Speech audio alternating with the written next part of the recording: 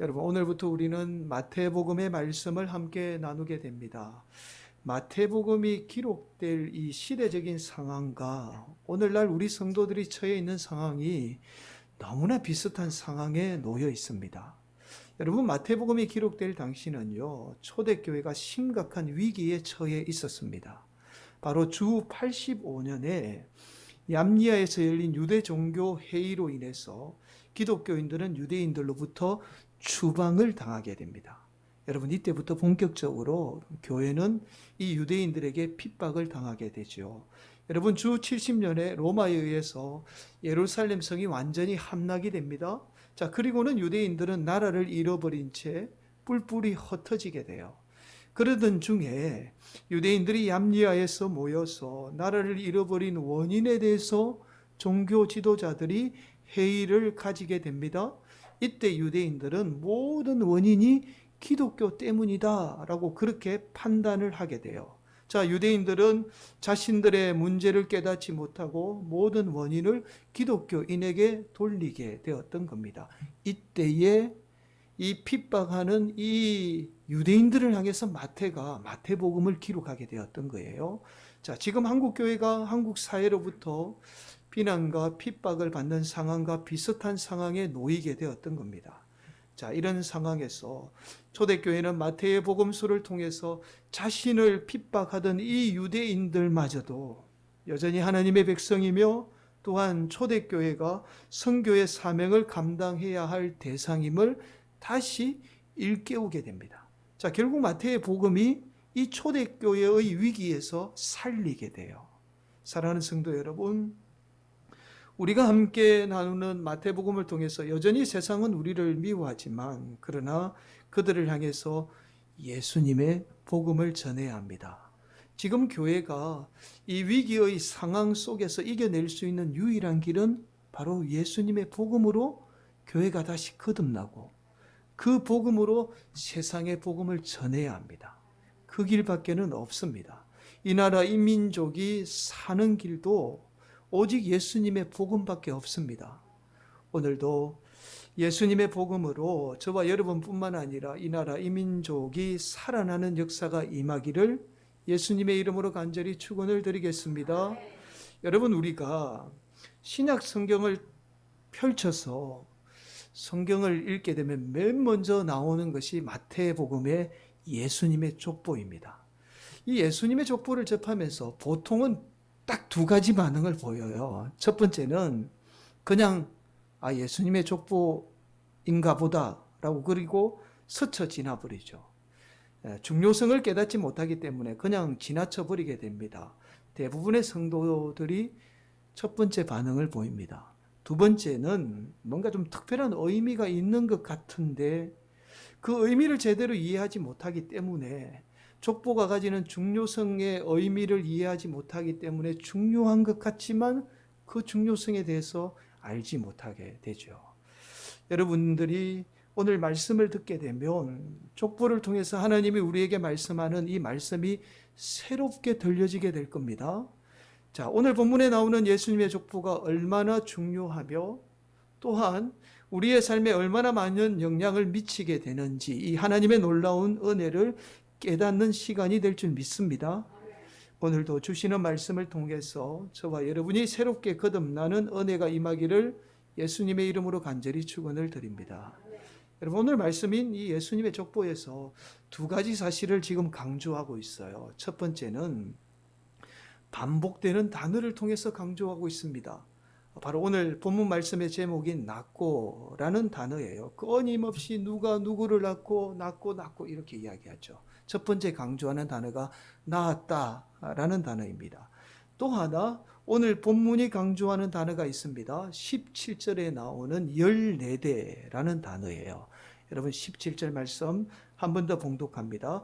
그런즉 모든 대수가 아브라함부터 다윗까지 14대요, 다윗부터 바벨론으로 사로잡혀 갈 때까지 14대요, 바벨론으로 사로잡혀 간 후부터 그리스도까지 14대더라.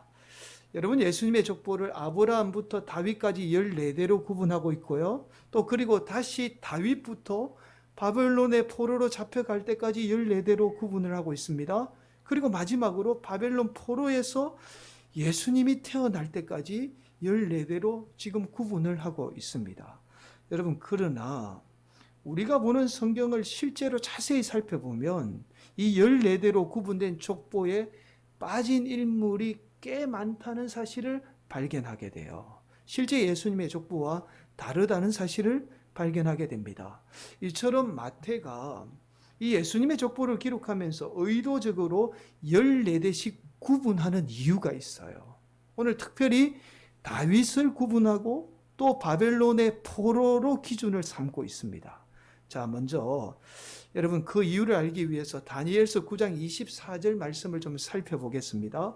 내 백성과 내 거룩한 성을 위하여 이런 이래를 기한으로 정하였나니 허물이 거치며 죄가 끝나며 죄악이 용서되며 영원한 의가 드러나며 환상과 예언이 응하며 또 지극히 거룩한 이가 기름 부음을 받으리라.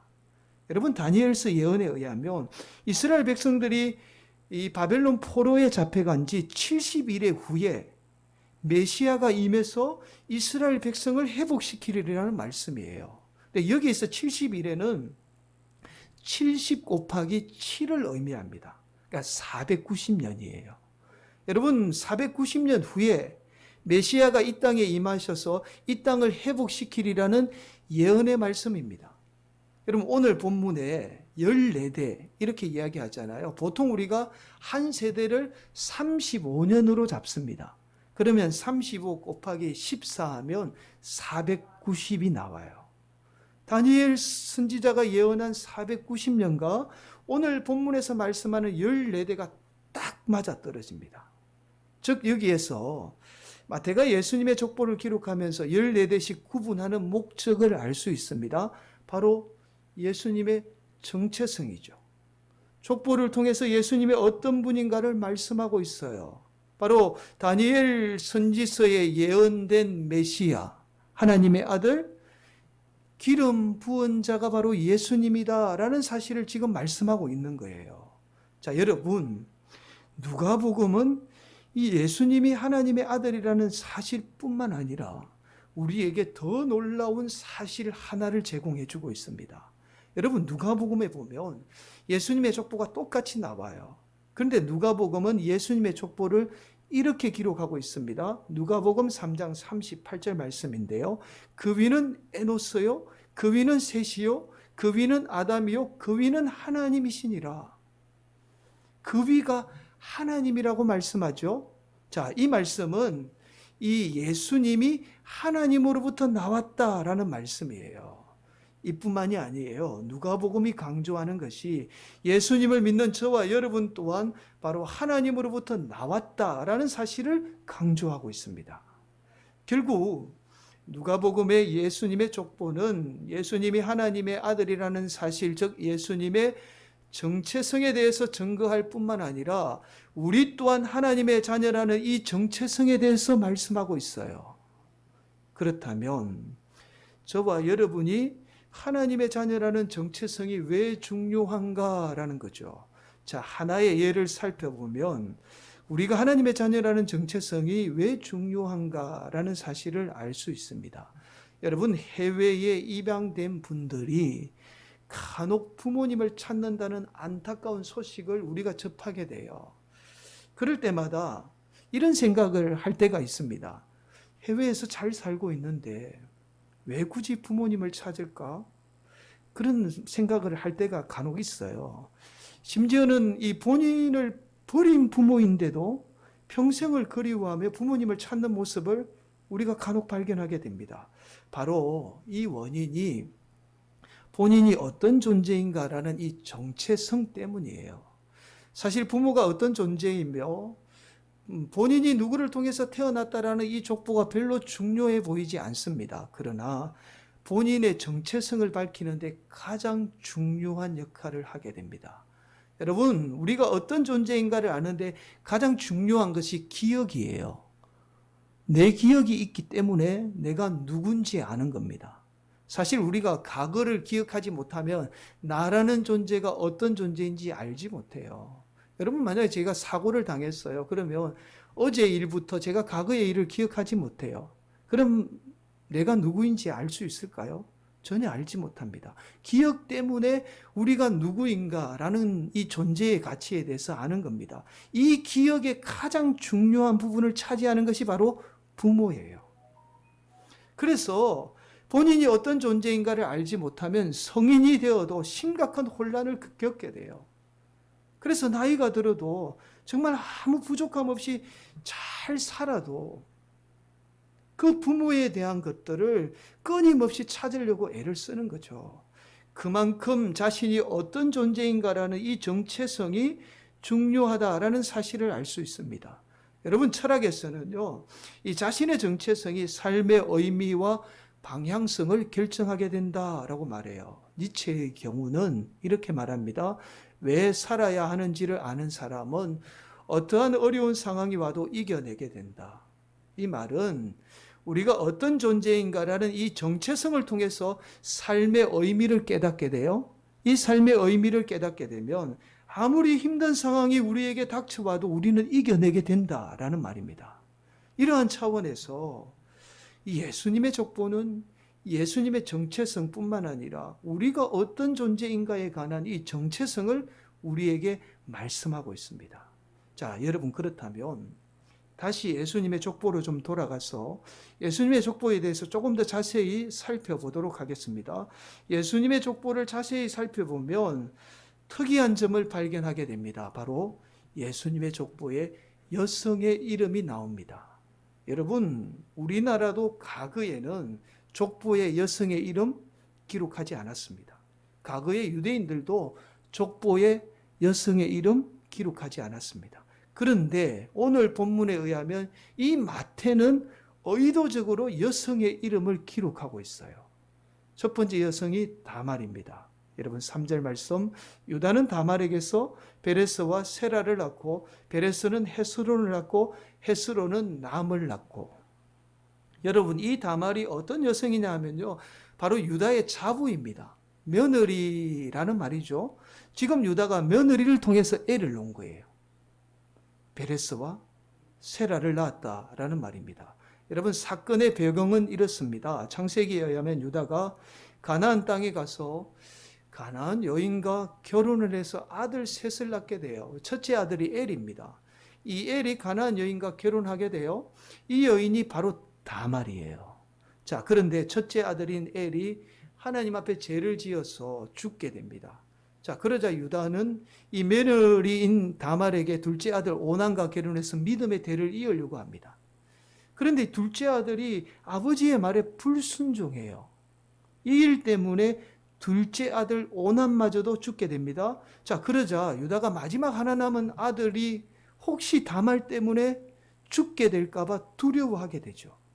자, 그래서 유다는 막내 아들이 크면 결혼시키겠다는 약속을 하고는 다말을 친정으로 돌려보내요. 그리고는 약속을 지키지 않습니다. 자, 그러자 다말은 몰래 창녀로 위장해서 시아버지를 속여서 시아버지인 유다의 아이를 베게 됩니다.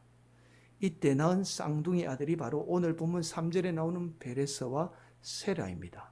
지금 다말은 시아버지의 아이를 낳은 거예요. 결국 근친을 통해서 베레스와 세라를 낳은 겁니다. 자, 그리고 두 번째 여인은 5절에 나오는 라합이에요. 우리 함께 봉독합니다. 시작. 살몬은 라합에게서 보아스를 낳고 보아스는 룻에게서 오벳을 낳고 오벳은 이새를 낳고. 본문 말씀에 나오는 라합은 여리고 성의 기생 라합을 말합니다. 여러분, 단순히 술이나 음식을 파는 여인이 아니라 몸을 파는 여인이에요. 그런데 이 라합은 이스라엘 백성들이 여리고 성을 정복할 때 이스라엘 백성에 대한 소문을 듣고요, 이스라엘의 두 정탐꾼을 숨겨주게 됩니다. 사람들은 이 라합과 결혼한 살몬이 두 정탐꾼 중에 하나였을 것이다 라고 추측합니다.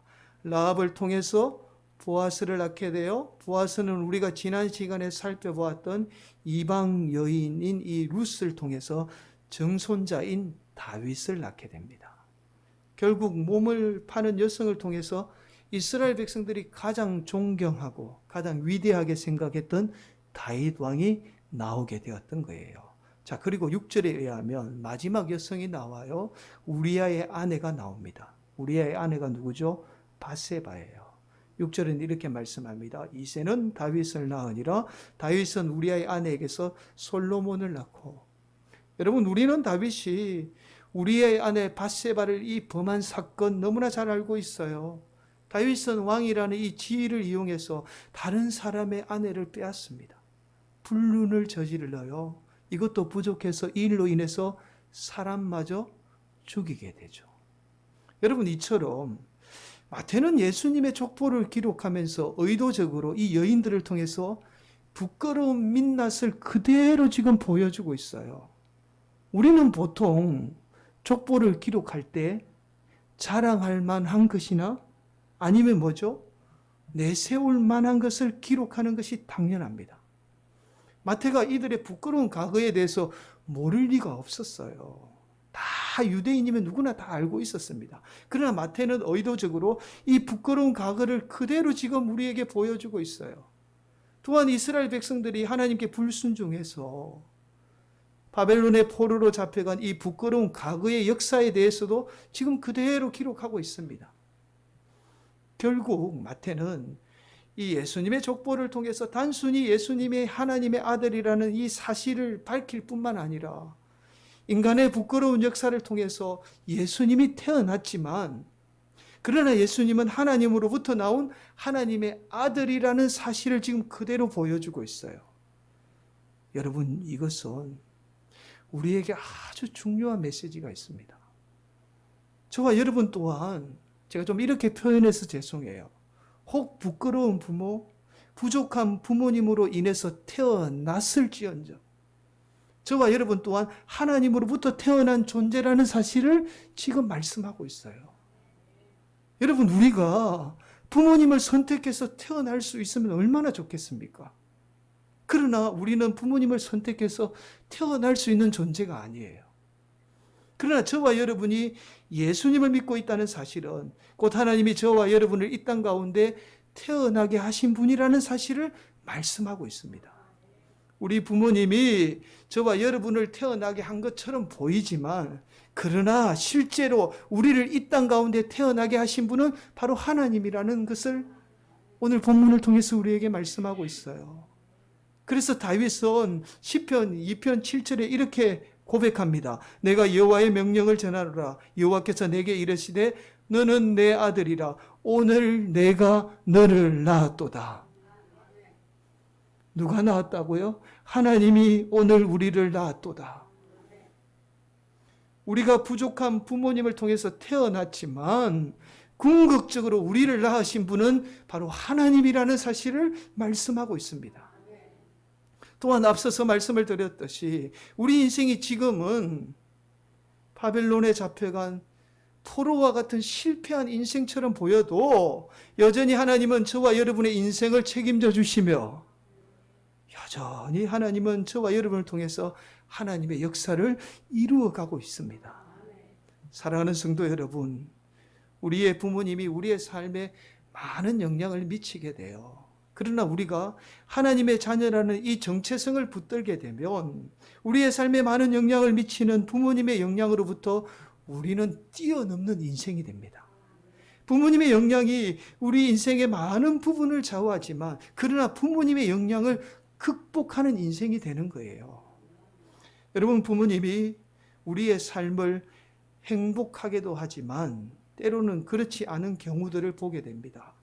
사랑하는 부모님이 평생 우리를 불행 속에 몰아넣기도 해요. 그래서 심리학자들은 이렇게 이야기합니다. 모든 사람의 심리적인 문제가 5세 이후에 부모로부터 받은 그것이 평생을 좌우하게 된다라고 그렇게 이야기해요. 이러한 부모님의 영향으로부터 벗어날 수 있는 유일한 길이 있어요. 그 길이 바로 우리가 하나님의 자녀로 살아갈 때 우리는 우리를 불행 속으로 몰아넣는 영향에서 벗어나게 됩니다. 또한 중요한 사실은 우리의 삶을 좌우하는 주위에 많은 부족한 환경들이 있잖아요. 이 환경을 받지 않고 우리가 살아갈 수 있는 유일한 방법 또한 바로 우리가 하나님의 자녀라는 정체성을 붙들고 살아가는 길밖에 없습니다. 여러분, 오늘 지금 이 자리에 또 온라인으로 우리 교회 학교 친구들이 함께 예배를 드리고 있습니다. 고개 한번 들어보실까요, 우리 친구들? 우리 친구들의 부모님이 조금 부족해도 여러분이 하나님의 자녀라는 이 사실 붙들고 살아가게 되면 얼마든지 부족한 부모님 밑에서도 이 부족함을 뛰어넘는 복된 인생이 돼요. 그렇게 하나님이 우리를 자녀 삼아 주신 거예요. 여러분, 과학 기술이 발달하면 발달할수록 물질이 모든 것을 좌우하게 돼요. 결국 과학 기술의 발달이 우리에게 가져다 두는 유익의 이면에는 우리에게 상대적인 박탈감과 결핍을 가져다 주게 됩니다. 그래서 결핍으로 인해서 우리가 끊임없이 우상을 숭배하고 이 물질의 결핍을 통해서 우리 부모님을 원망하게 되는 거예요. 그러나 하나님이 저와 여러분을 낳았을 뿐만 아니라 우리 하나님은 지금도 저와 여러분을 기르시는 분입니다. 세상에 부족한 것이 우리의 인생을 좌우할 것 같지만 하나님의 자녀인 저와 여러분은 결코 세상에 부족한 것이 우리의 인생을 좌우하지 못해요. 그래서 이사야 선지자는 이렇게 말씀합니다. 이사야 49장 14절 15절 말씀에 보면 오직 시온이 이르기를 여호와께서 나를 버리시며 주께서 나를 잊으셨다 하였거니와 여인이 어찌 그 젖먹는 자식을 잊겠으며 자식의 태에서 난 아들을 긍휼히 여기지 않겠느냐. 그들은 혹시 잊을지라도 나는 너를 잊지 아니할 것이라. 사랑하는 성도 여러분, 오늘도 우리를 낳으신 하나님은 저와 여러분 인생 책임져 주십니다. 오늘도 내가 부족한 환경을 탓하는 인생이 아니라 하나님의 자녀라는 이 믿음으로 부족한 환경을 이겨내는 복된 성도들이 되시기를 간절히 바랍니다. 여러분, 몇 주 전이에요. 충격 아닌 충격을 받은 일이 있습니다. 우리 교회 지금도 아마 온라인으로 예배를 함께 드리고 있을 건데요. 김지수 선생님이라는 분이 계십니다. 이분은 저랑 같은 대학에서 이 성악을 전공하고 잠깐 시립합창단에서 같이 활동을 한 인연이 있습니다. 이 김지수 선생님은 중앙대에서 합창 지휘로 석사를 마쳤습니다. 우리가 잘 아는 이 윤학원 선생님의 제자입니다.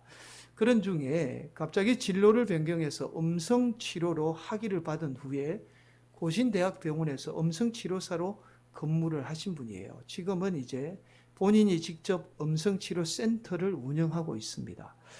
아마 우리나라에서 이 음성치료 분야에서는 이분이 아주 독보적인 인물이에요. 제가 인터넷에 사진을 찾다가 좀 이분이 사진 보고 좀 마음에 안 들어 하실지도 모르겠습니다. 이 앞에 나와 있죠. 우리나라에서는 음성치료 분야에서는 굉장히 뛰어나신 분 중에 한 분이에요. 이분과 몇 주 전에 전화통화를 하다가 충격적인 이야기를 듣게 되었습니다. 이분이 워낙 신앙이 좋고 또 바른 분이에요. 그래서 당연히 좋은 부모님 밑에서 자란 분으로 제가 알고 있었습니다. 그렇게 오래도록 만나면서도 한 번도 서로의 부모님에 대해서 이야기한 적이 없었던 거예요. 김지수 선생님은 지금 부모님과 함께 한 건물에서 살고 있습니다. 1층은 어머니가 식당을 운영하고 계시고 2층은 부모님이 사시고 3층은 본인이 살고 있습니다. 자, 그런데 부모님과 분가를 하고 싶은데 어머니를 전도하는 문제 때문에 지금도 같이 살고 있다는 거예요. 놀랍게도 분가를 하고 싶은 이유가 바로 아버지의 알코올 중독 때문이라는 겁니다. 제가 이 이야기를 듣고 깜짝 놀랐어요. 여러분, 아버지는 어머니와 결혼하고 한 번도 변변한 직장을 다닌 적이 없고 평생을 하루도 빠짐없이 오후가 되면 어김없이 술을 드시고는 동네방네 소리를 지르며 심지어 물건을 다 부수며 주사를 부린다는 겁니다. 경찰서에 아버지를 데리러 간 적이 한두 번이 아니라는 거예요. 70이 넘었는데도 지금도 여전히 그렇게 사신다는 거예요. 지금도 전화만 오면, 모르는 전화만 오면 깜짝깜짝 놀란다는 거예요. 아버지만 생각하면 하루하루가 이 어머니와 같이 사는 게 너무 힘들지만 그래도 어머니를 전도해야 한다는 생각에, 부모님을 전도해야 한다는 생각에 부모님 외면하지 않고 그렇게 같이 산다는 겁니다. 김지수 선생님의 이야기를 듣다가 제가 하도 궁금한 게 생겼어요. 그게 뭐냐니까. 아니, 그런 부모 밑에서 어떻게 예수님을 믿게 되었냐고. 그 궁금증이 생겼습니다. 그래서 물어보았더니 김지수 선생님이 하는 말이 어릴 적에 두 아들을 키우기 위해서 어머니가 온갖 굳은 일을 다 하셨다는 거예요. 그렇게 식당 일을 하면서 지금의 건물도 사고 집도 산 겁니다. 어머니는 매일 술만 먹는 남편 밑에서 도저히 아들을 바르게 키울 자신이 없더라는 거예요. 그런 중에 옆집에 성품이 너무 좋은 아주머니 한 분이 계셨던 겁니다. 알고 봤더니 이분이 교회를 다닌 거예요. 그래서 어머니 본인은 일 때문에 교회 나가지 못하지만 이분 따라 아이들이 좀 교회 가면 그래도 어긋나지는 않겠다는 그 생각이 들더랍니다. 그래서 그때부터 주일이면 어김없이 김지수 선생님은 이 아주머니 손에 붙들려 교회에 가게 되었다라는 거예요. 제가 이 선생님의 말을 듣다가 제 마음에 드는 생각이 김지수 선생님 하나님이 키우셨구나 라는 생각이 들었습니다. 그래서 제가 하나님이 키우셨네 감사하다 그렇게 고백을 드렸습니다. 사랑하는 성도 여러분, 지금 여러분의 인생 가운데 조금 부족해도 괜찮습니다. 조금 잘 안 돼도 괜찮아요. 아멘 안 하시죠? 심지어 실패해도 괜찮아요. 왜냐하면 지금도 하나님이 저와 여러분의 부족한 삶을 통해서 저와 여러분의 삶을 이끌어가고 계십니다. 하나님은 저와 여러분의 영원한 아버지가 되셔서 오늘도 저와 여러분을 기르시고 계세요. 사랑하는 성도 여러분, 오늘도 우리의 영원하신 아버지를 붙들고 부족한 환경을 극복하는 복된 성도들이 되시기를 예수님의 이름으로 간절히 축원을 드립니다.